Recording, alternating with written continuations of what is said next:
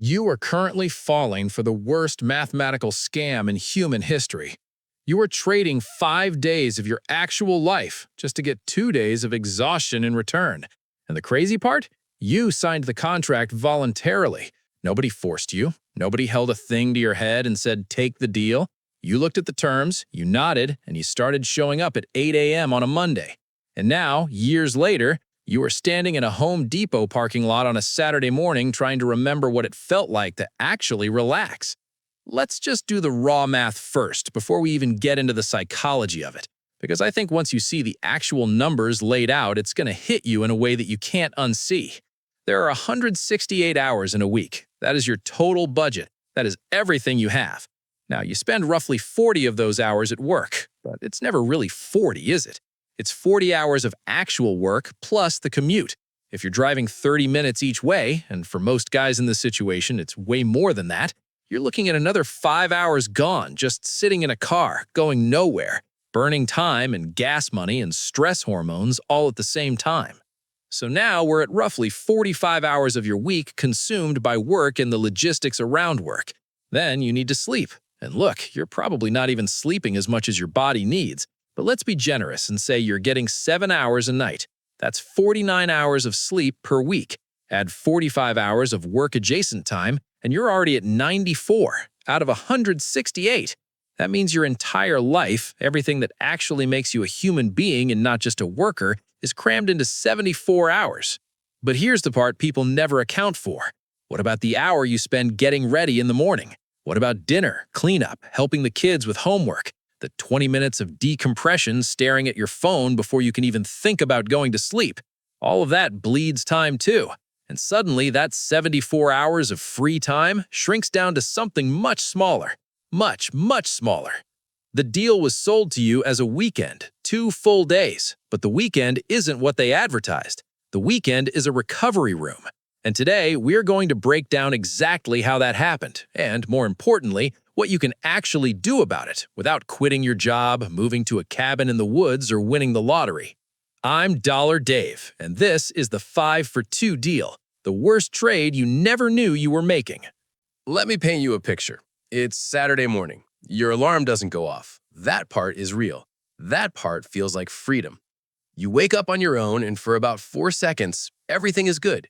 You stretch, you hear the house, you think, today is mine. Then you look at the time, and it's 9:30 a.m., and you realize you slept almost 10 hours. Not because you wanted to, because your body was running on a deficit all week, and it finally had a chance to catch up. That sleep wasn't luxury. That sleep was biological debt repayment. Your body wasn't resting. It was doing emergency maintenance on a system that had been pushed too hard Monday through Friday. Think of it like this. Imagine you drove your car hard all week, redlining the engine, skipping oil changes, ignoring the warning lights because you had places to be. Saturday is when you finally pull into the garage. You're not going for a joyride on Saturday. You're checking the damage. That is what sleeping in actually is for most guys in this situation. It's not rest, it's repair. So you're up by 10, maybe 10:30. You make coffee, you sit down for a minute, but the list is already forming in your head before you even finish the first cup. The sink in the upstairs bathroom that's been dripping since Tuesday, the lawn that looks like a nature preserve, the email you owe your kid's teacher, the birthday gift you still haven't ordered for your brother-in-law, the car that needs an inspection sticker. These are not things that came up this morning. These are things that have been piling up all week because when you got home at 6:30 on a Wednesday, you had exactly nothing left. And so Saturday becomes a catch-up day. It becomes unpaid labor for your own life. You drive to the hardware store. You stand in the plumbing aisle for 20 minutes trying to figure out what size washer you need. You come home, you fix the sink, or more likely, you start fixing the sink, realize it's a bigger job than you thought, and spend 2 hours on it instead of 20 minutes. Then it's 2 p.m. You're hungry. The house still isn't clean. The lawn isn't done. And you haven't sat down once today. When did maintenance become the weekend? When did the days that were supposed to belong to you turn into a second shift for tasks that never stop multiplying? Here's the thing nobody talks about. The 9-to-5 grind doesn't just take your time during the week. It takes your energy. And your energy is the currency that pays for your weekend. So by the time Saturday arrives, you're not showing up with a full wallet. You're showing up broke. spending whatever's left on survival tasks and calling that freedom.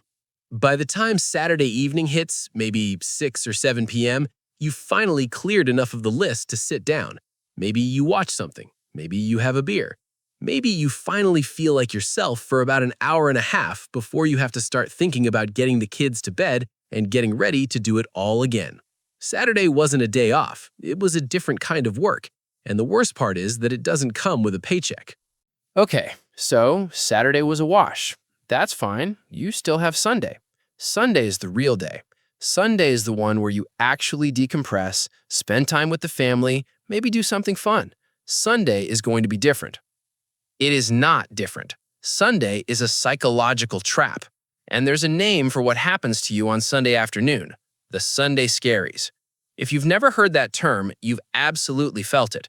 It's that slow creep of dread that starts somewhere around 2 p.m. on a Sunday.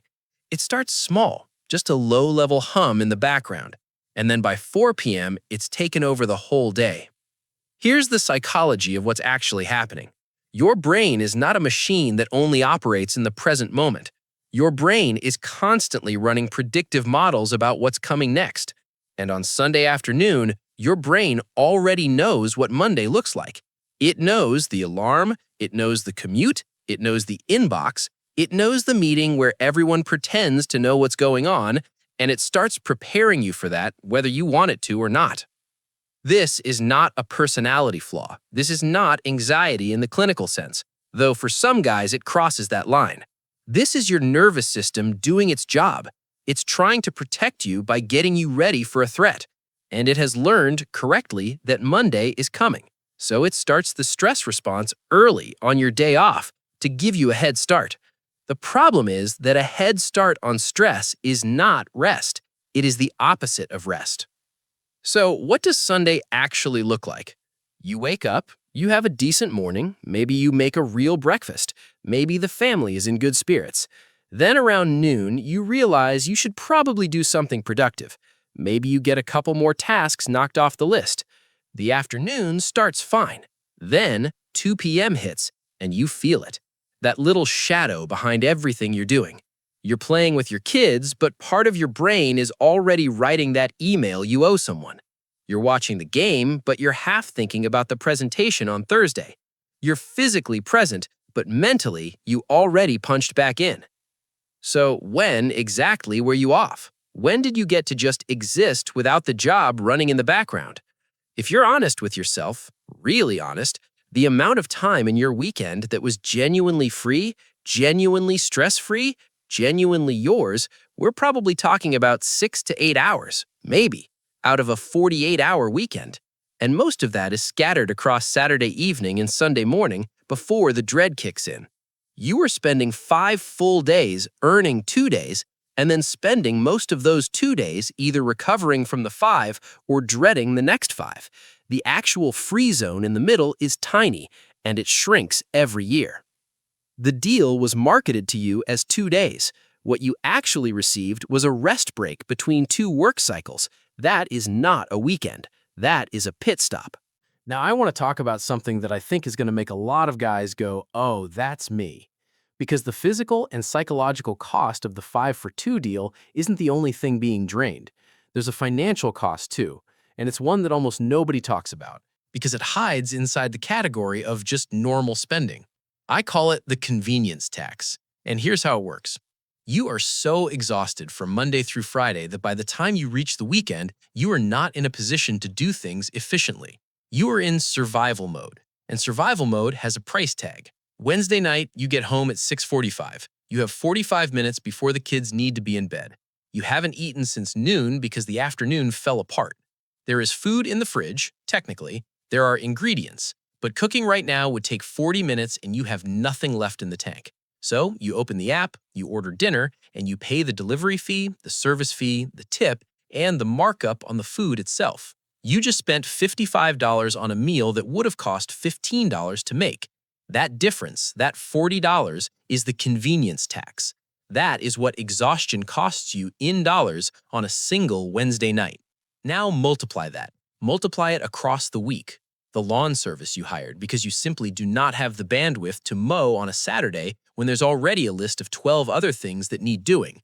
The car wash you went through because detailing it yourself takes 2 hours, and 2 hours is a resource you can no longer afford.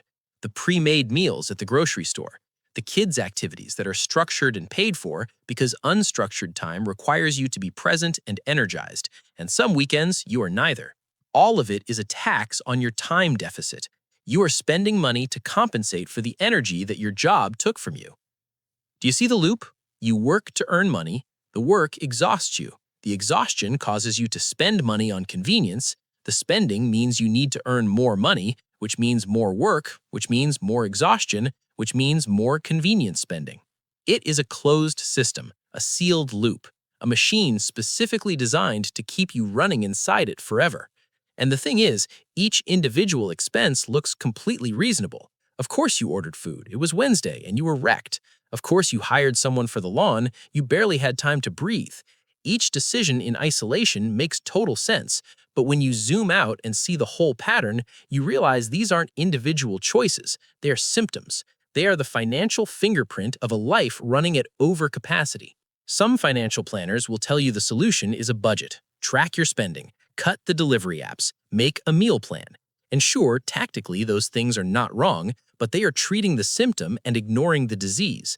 The disease is that your baseline, your lifestyle, your commitments, your overhead is calibrated so high that it requires you to run at 90 to 100% capacity all the time just to maintain it. And humans are not built to run at that level indefinitely. Eventually, the body and the mind start cutting deals to survive, and those deals cost money. The convenience tax is not a spending problem. It is an energy problem, and no budgeting app in the world is going to fix it. The only way to stop paying it is to reduce the pressure that creates it in the first place. I want to add one more layer to this, because I think it is the reason so many guys stay in the deal even after they've seen the math, even after they know, on some level, that the trade is terrible. And it is this. Somewhere along the way, your job stopped being something you do and started being something you are. Think about the last time someone asked you, "So what do you do?" And think about how you answered. You probably said your job title, maybe your company, not your hobbies, not what you actually care about, not the thing you were working on in your garage 3 years ago before life got so full there was no room for it anymore. You said your job, because somewhere in the process of trading 5 days for 2, the 5 days became who you are, and the 2 days became just the gap between them. This is not an accident. It is a feature of the system, not a bug. When your identity is wrapped up in your job, you are much less likely to question it. You are much less likely to ask whether the terms are fair, whether the trade is worth it, whether there is a different arrangement you could make. Because questioning the job starts to feel like questioning yourself. And that is an uncomfortable place to go. So most guys don't go there. They just keep running. But here's what I want to ask you. If you lost the job tomorrow, not the income, just the title, the role, the company, who would you be? What would you actually do with a Tuesday? Not what would you stress about, not what would you scramble to replace. What would you genuinely, freely choose to do with a Tuesday morning if nothing was required of you? Most guys, when they sit with that question honestly, realize they don't have a clear answer. And that is not a personal failure. That is a sign that the 5 for 2 deal has been running so long, so completely, that the version of themselves that existed before the deal, the guy with actual interests and energy and ideas, has been buried under years of recovery mode and Sunday Scaries and convenience tax payments. The burnout that a lot of guys feel at 35 isn't just physical tiredness. It's the exhaustion of performing an identity that doesn't fully belong to you 5 days a week, every week for years. You're not just tired from the work. You're tired from showing up as a version of yourself that was designed to fit a system rather than to live a life. And the 2 days you get back, they're not long enough to remember who else you could be. So when I talk about lowering the baseline, about reclaiming time, about reevaluating the contract, part of what I mean is this. You need enough space to rediscover what you actually are outside of the job. Not in a therapy retreat way, in a practical Tuesday morning, nobody is asking anything of you way. Because the person who comes back online when the pressure drops even a little, that guy has ideas. That guy has energy. That guy is usually way more interesting than the title on the badge. The 5 for 2 deal doesn't just steal your time, it steals the story you tell about yourself. And that might be the most expensive part of the whole transaction. And I know what some of you are thinking right now. You're thinking, Dave, I've got 2 weeks of PTO sitting there unused. I'm going to book a trip, shut the laptop, and come back a new man. And I genuinely respect that impulse. The problem is that a vacation is not a solution. It is a pressure release valve. And a pressure release valve only helps if you then lower the pressure. If you come back to the exact same machine running at the exact same temperature, the valve just resets, and you're back to counting down days until the next one. Here is a number that should bother you. The average American worker leaves about 9 unused vacation days on the table every single year, not because they don't want time off, because the job has conditioned them to feel that taking time actually costs them something. A project slipping, a perception problem, inbox damage that takes 2 weeks to undo. So the vacation days sit there, unused, like a gift card you're afraid to spend, and the machine keeps running. What kind of deal gives you paid time off that you're psychologically unable to use? So here's where most of these videos end, with something like, take a vacation, disconnect, unplug, book a trip to somewhere warm and reset.